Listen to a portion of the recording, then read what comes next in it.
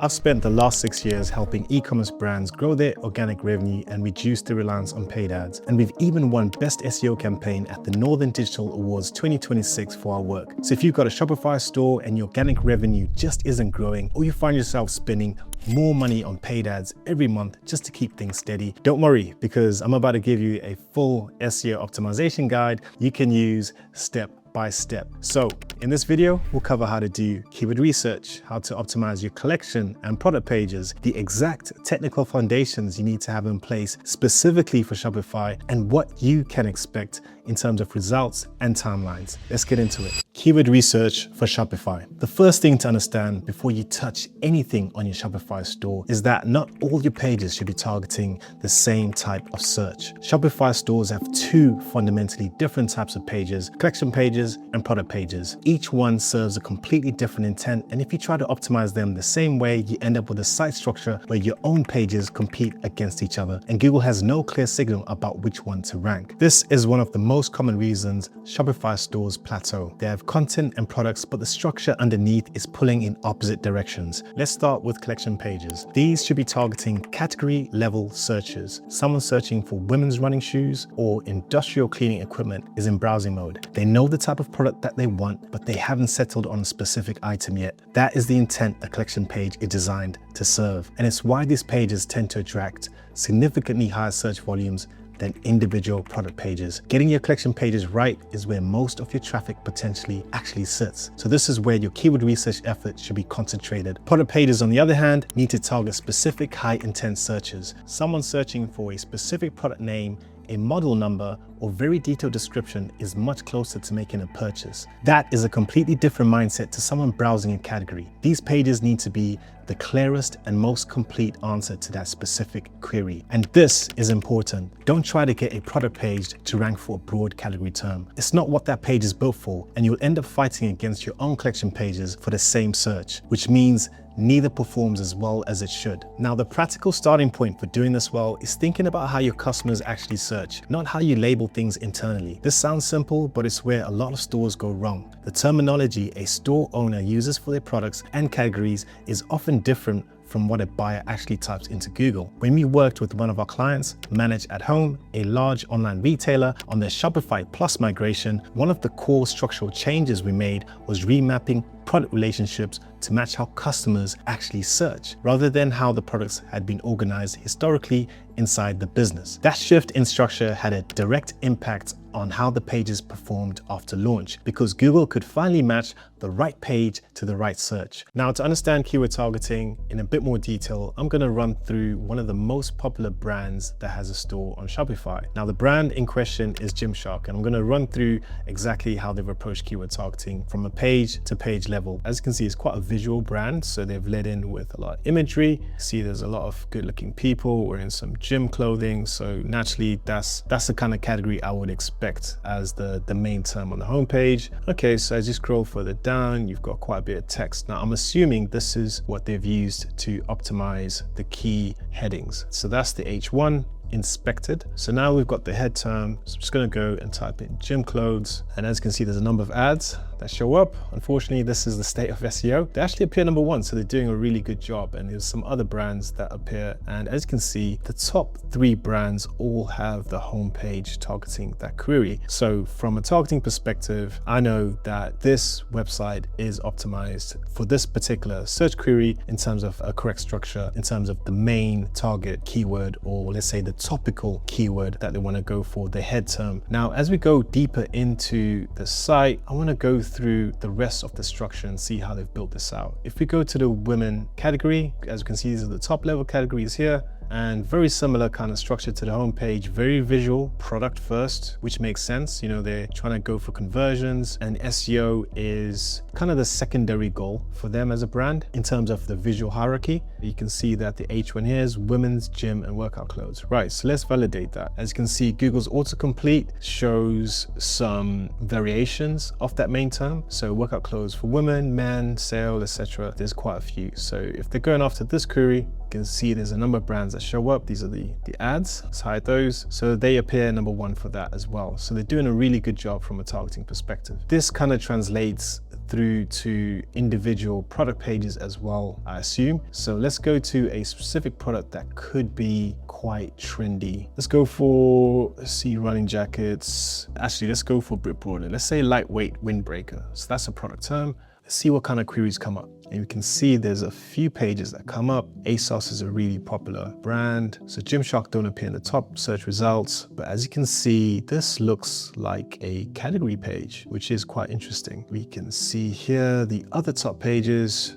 Foot Asylum also have the category. Right, so this is interesting. This is an opportunity for Gymshark to actually create a new collection page. So Gymshark, if you're listening, this could be worthwhile for you. So lightweight windbreaker, they're definitely missing a trick in terms of additional categories here. So that's something that I would be advising Gymshark to do. Create additional collections based on popular product specific queries where they can have multiple products on the same page, similar to what the competitors like ASOS have done. Okay, so that's one example there. Now I want to see particular products where they actually rank pretty well on the product page level. Now this is a bit more specific.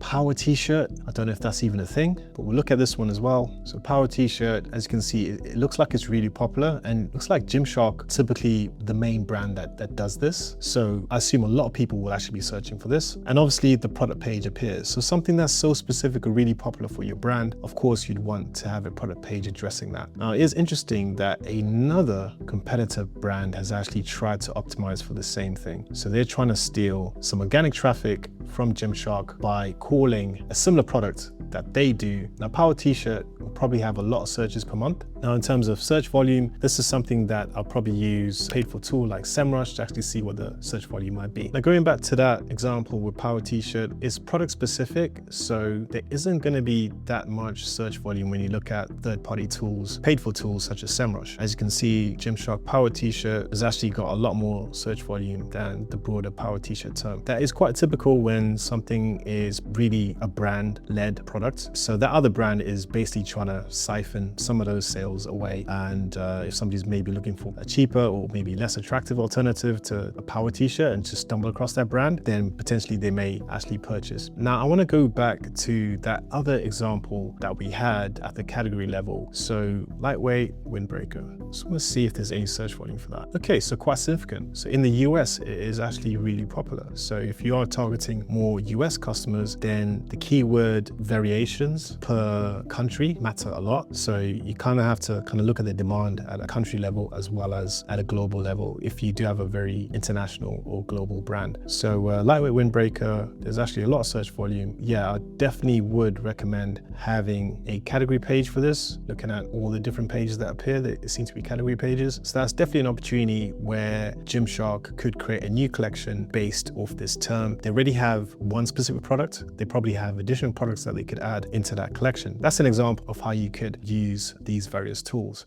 Once you have your keyword targets confirmed, the next step is mapping them deliberately across your pages, because this is where most of the structural problems get fixed. Each collection page should have one clear primary keyword it's built around. When multiple collection pages are targeting the same or very similar searches, they end up competing against each other internally. Google then has to guess which one to rank, and often neither performs as well as it could. Consolidating those overlapping collections and giving each page a distinct, intentional focus is one of the highest impact changes you can make on a Shopify store, and it costs nothing except the time it takes to do it properly. By the way, if you're running a Shopify store and you want someone to take a proper look at where your SEO currently stands, see what's holding it back and what's worth prioritizing first, you can book a free intro call with us. The first link is in the description, but let's keep going. Optimizing your collection and product pages. Now that you know which keywords you're targeting and on which pages, the next step is making sure those pages are actually optimized to rank for them. This is where the on-page work happens, and it's what most people think of when they hear about SEO. For collection pages, the title tag is the single most important on-page element to get right. Title tag is the headline that appears in Google search results when your page shows up. It needs to clearly include your primary keyword and tell someone exactly what they're going to find on that page. Now, going back to that lightweight windbreakers example, I just want to show you what happens if your collection pages aren't actually optimized in terms of the search queries that you might be going after. So as you can see, I've put lightweight windbreakers into Google, and autocomplete does show a number of options, men, various other terms, right? But I just want to search lightweight windbreakers. So I'm going to put that in, and we can see that there's a number of pages that are actually men's pages. So it looks like that's the most popular query, it looks like, from a targeting perspective. But if I'm a woman searching for lightweight windbreakers, this isn't a very good experience for myself. So I'm just going to put myself into women's shoes. As you can see, the search landscape is very biased to men, which probably isn't right. You can see there's more appropriate landing pages that are now appearing, and they all have women in the title. Now, if you do sell lightweight windbreakers and you have a Shopify store and you just name them windbreakers and you don't even put the terms lightweight or women in, the chances of you appearing for this specific search query are very limited. So this is really important to take note of. If we go back a step and actually just put in windbreakers, we can see that more broader category pages do come up. Still a lot of men's specific pages as well. Now, the other term is jackets, which I've just spotted. So jackets could be another query that you could use to describe windbreakers. Let's say I want jackets for cycling. And we can see there are specific pages that come up and they all say jackets, right? But we know windbreakers and jackets are interchangeable. But if I put windbreakers in, as you can see, there's specific windbreaker pages appearing. Now, some websites have chosen to go for jackets and windbreakers on the same page, which makes sense. They are the same product, you can target them. However, you can see that you have to be really specific in terms of what you might be going after, depending on the users that you're trying to target, right? So if you are a cycling brand, you know, windbreakers for cycling is a bit more specific, but you can also target it on the same kind of page. Depending on the, I'll say, competitiveness of your query, you may have a different approach. So you may have separate pages or you may have the one page. Just wanted to kind of show you what will happen if you don't optimize your titles and you just keep them at the generic standard Shopify level, you know, and literally it will take whatever you call the page. So if you just call it windbreakers, it will just say windbreakers. The collection description is the other element that a lot of Shopify stores either skip entirely or fill with generic filler text. With AI search coming into the mix, descriptions on your metadata as well as the titles are really important going forward. You need to explain what the product does, who it's for, and what kind of use cases there might be. So maybe explaining how somebody could use this product to help them achieve their goal would be a helpful thing to include in either the title or the description. Google uses this content to understand what the collection covers and what searches it should be appearing for. It doesn't need to be a wall of text, but it should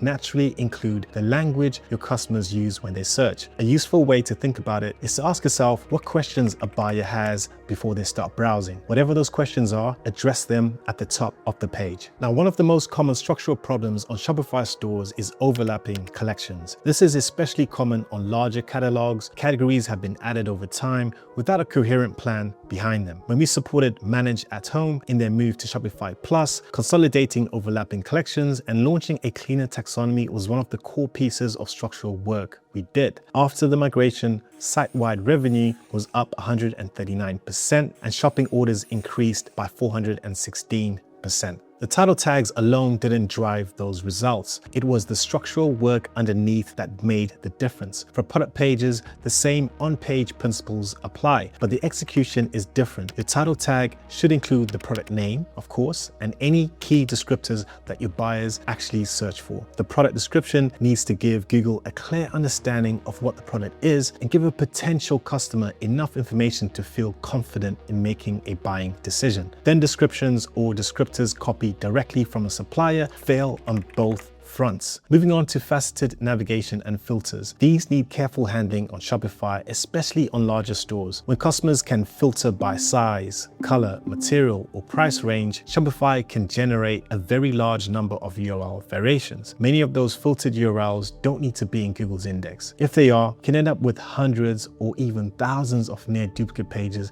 that dilute your SEO across pages that aren't serving any search purpose. When we rebuilt the collection structure for Manage at Home, reworking filters, templates, and facets was a core part of the technical and structural cleanup we did. Internal linking is one of the most underused levers on Shopify stores, and it's one of the simpler things to improve. Your collection pages and product pages should be linked together, naturally, in a way that reflects how your products actually relate to each other. If a customer is viewing a product, the page should connect them to related products, the collection it belongs to, and other relevant categories. When we improved the internal linking on Manage at Home site, we remapped those product relationships so the structure matched how customers actually browse. This helps Google understand the hierarchy of your site, identify which pages matter most, and distribute authority across the pages that drive revenue. Technical foundations. So everything we covered in the last section depends on your technical foundations being solid first. If Google can't properly crawl and index your pages, the targeting and on-page work you've done won't perform the way it should. Now, crawlability is where technical SEO starts. Google and AI platforms send bots to discover and read your pages, and those bots have a limited budget for how much they explore on any given site. On larger Shopify stores, if there are thousands of low-value pages taking up that attention, then your most important pages get less of it. The pages that drive revenue need to be easy for Google to find. Redirects create problems on a lot of Shopify stores, particularly after any site changes. Anytime a URL changes, a product gets removed, or collection gets renamed, a redirect needs to be in place. Without it, anyone who follows an old link, including bots, gets sent nowhere. On stores that have been running for a few years, it's common to find chains of redirects or broken links throughout the site that compound over time. Cleaning up legacy redirects is one of those forgotten technical areas that we aim to address on a new client store, because those can cause a lot of harm in the background. Structured data, also called schema markup, helps Google understand your pages at a more specific level. Now, there are a number of different schema types, but I want to talk about the one that's most useful for Shopify. So as you might know, Shopify has a reputation or a default of having all the category pages for your products at a folder called collections. No matter how deep you go into the structure, if you have categories or subcategories, they still follow the same flat structure, / collections and whatever the page might be. So even though we've got this structure here for travel rollators, where the category one that's higher up in the hierarchy, rollators, and then you got mobility aids, and then goods to the homepage, etc. In our breadcrumbs, we actually don't have that structure at the folder level. So this makes it a bit,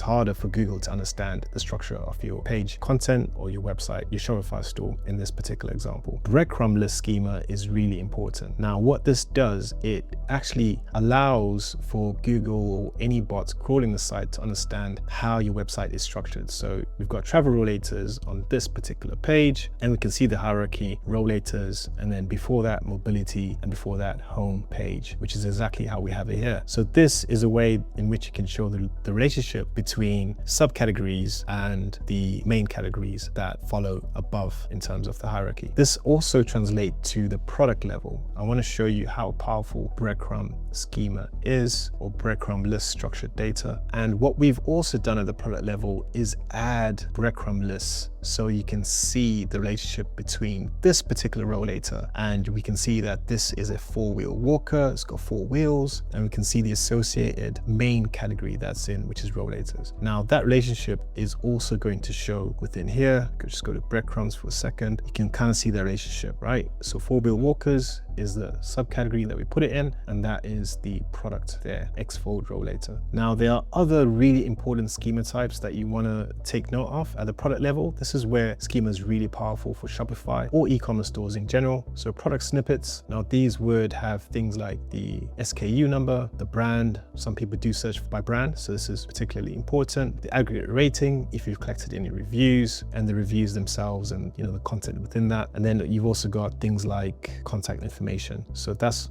of course really, really important. I'm just going to go back a step. So merchant listings, this allows you to appear in things like Google Shopping, and there's various information there that Google Shopping is going to find particularly helpful, in particular reviews. And then breadcrumbs we've kind of touched on before. And you also have organization, which of course is Manage at Home, and the associated information there. So all of this information is really important. Now there is a non-critical issue there. It's not a major issue in terms of the schema will still be relevant and will still show. Sometimes this does show up for any optional schema that you can put in. So for example, we could add shipping details and the return policy. So these are things that we could actually add in there. So something that we might follow up on with the client. But that's just to give you a flavor of all the different schema types. So just to recap, breadcrumbless schema is the most powerful one due to Shopify's flat URL structure. On top of that, site speed affects both your SEO and your conversion rate. Google's Core Web Vitals are the set of metrics it uses to measure the quality of the user's experience on a page, and they factor into